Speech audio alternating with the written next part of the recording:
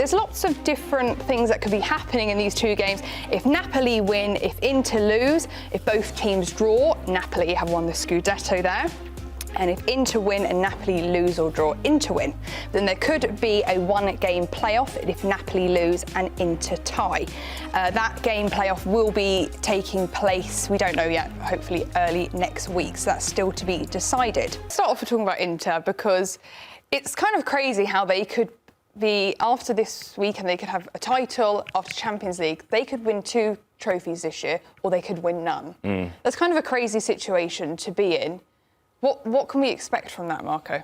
I think they've done all they can. I praise Inzaghi and I praise Inter for trying to go all in on the competitions. Until the end of April, they were one of few teams to be in the treble race. And it's almost impossible to do that. Very few teams. There's only one Italian team to ever do that in history. So they've tried their best. I think that for the Scudetto race, I think most Inter in 2010. The treble, they won Coppa Italia also. Yes. Oh, yeah, okay. It was iconic. I think that for them, for Inter fans, you could swallow losing the Scudetto because of how tough it's been with Napoli on your back.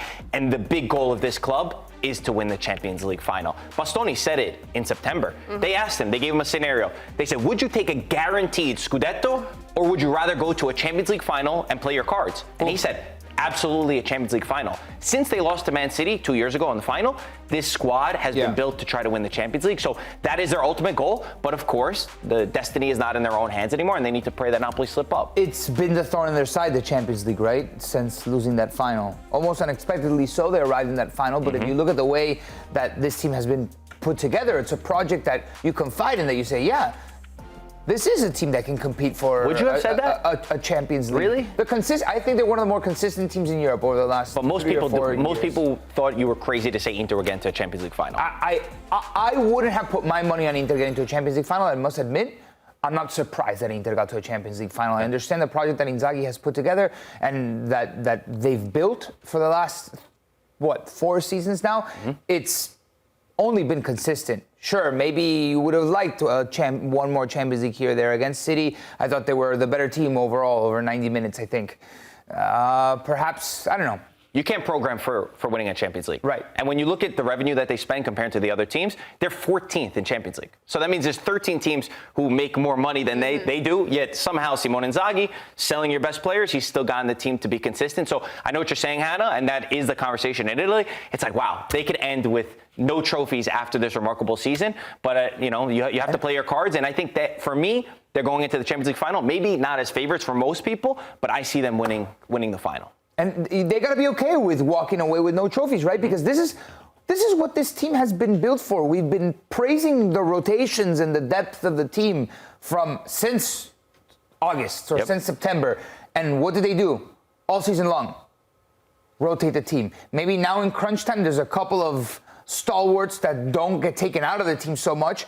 But this team is greater than the sum of their parts. That's the beauty of Inter, really. And they almost went the distance in every single tournament that they could. They were 1 game away from a Coppa Italia final, and then the treble would have still been on. And that's the risk that you have to take when you're this good. You could walk away trophyless when you're arguably one of the best teams in Europe, or you could win the double. Yeah, and talking about Inzaghi, he's kind of known to juggle all competitions. Champions League, Europe, and then Serie A. But then if you look at Conte, he's kind of known to he's been focusing on Serie A. Could that kind of come back and bite Inzaghi if they weren't to get the double or to get any trophy this season? Absolutely. I mean, there's a segment of fans who say Simone Inzaghi's had the best team in Italy for the past 4 seasons. He might only have 1 Scudetto to put on his name. But me, I praise him. I praise him because Italian teams in the past, they used to just do that. They used to say, okay, we're only going to do this. We're only going to focus on Serie A. Maurizio Sarri, for example, did it with Lazio. Classic. He says, forget about the Europa League. I don't like that. I don't appreciate it. I don't think that's the way that football is going to go. And I think that he knows he has a roster to compete in these competitions. And so far, he's been absolutely right. There's few teams that are at this. There's only PSG and Inter who could do something that's unthinkable. So I don't take away from him at all. I think that maybe the first Scudetto was his fault to not beat Milan, but ever since then, there's been other teams also in Italy who have been great. I think when you're a player, too, you want to play for a coach that has high ambitions like that, that's there for the high risk, high reward. And you're saying the team's better than some of their parts, or Yeah, it's a team that's greater than the sum of their parts. Yeah, greater than some of their parts, and I firmly believe that. But that's how you get everybody to buy in to then be at this level where you could win a double. So I think it's great. I mean, if I were playing for a team, I would want to play for a coach that's that ambitious. It's very resultist. You mentioned those fans that are only hyper-focused on a Scudetto or trophies. It's very resultist. Short-sighted. You're looking at what Inzaghi, the body of work that Inzaghi has put together with Inter, it is resultist to say he hasn't won enough. Every year he competes. His team has not finished outside top 3 since he took over. They're always one of the best teams in Italy. They're always possibly fighting for a European title. They're that good, and sure, there could have been more trophies. Of course there could have been more trophies, but he's putting his team and this is from the top down. It's not just Inzaghi. The way that this team has built with Marotta and Zanetti in it. This is a club that is stable.